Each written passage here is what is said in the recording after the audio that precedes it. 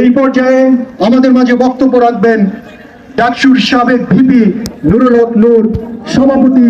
এই প্রোগ্রামে উপস্থিত আছেন বাংলাদেশ জাতীয়তাবাদী দল বিএনপির সম্মানিত মহাসচিব, আমাদের পঙ্গু হয়ে এখনো সারে প্রতিনিধিদের কাছে ক্ষমতা হস্তান্তর করে জনগণের গণতান্ত্রিক বাংলাদেশ বিনির্মাণে তারা কাজ করে যাবে।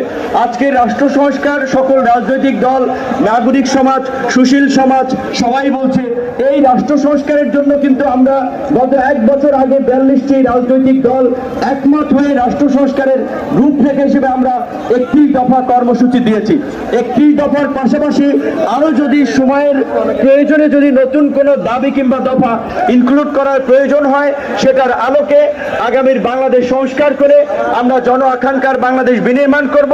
আমার সর্বশেষ কথা হচ্ছে এটাই যে আসলে আমরা কিন্তু যারা এই আন্দোলন সংগ্রামে ত্যাগ স্বীকার করে শহীদ পরিবার, তাদের কথা কিন্তু আমরা ভুলে যাই। আজকের এই শহীদদের কথা যদি আমরা ভুলে যাই, আবার কিন্তু আমরা একটা ইতিহাসে আমরা কাজ করায় দাঁড়াবো, আমরা একটা সংকটে পড়বো। তাই আমার বিনীত অনুরোধ থাকবে সকল রাজনৈতিক দলের প্রতি, বিশেষ করে সরকারের পক্ষ থেকে জুলাই ফাউন্ডেশন করা হয়েছে, পাশাপাশি রাজনৈতিক দলেরও যে দায়বদ্ধতা রয়েছে, প্রতিটি আহত নিহত নেতা কর্মী শুধুমাত্র জুলাই অগস্টে না, গত 1.5 দশকের আন্দোলন সংগ্রামে যারা প্রাণ দিয়েছে, ত্যাগ স্বীকার করেছে, আহত হয়েছে, তাদের প্রত্যেককে যথাযথ ক্ষতিপূরণ এবং খোঁজ খবর আমাদেরকে রাখতে হবে। যেহেতু বৈরী আবহাওয়া, আমি আমার বক্তব্য সংক্ষেপ করছি। আল্লাহ হাফেজ।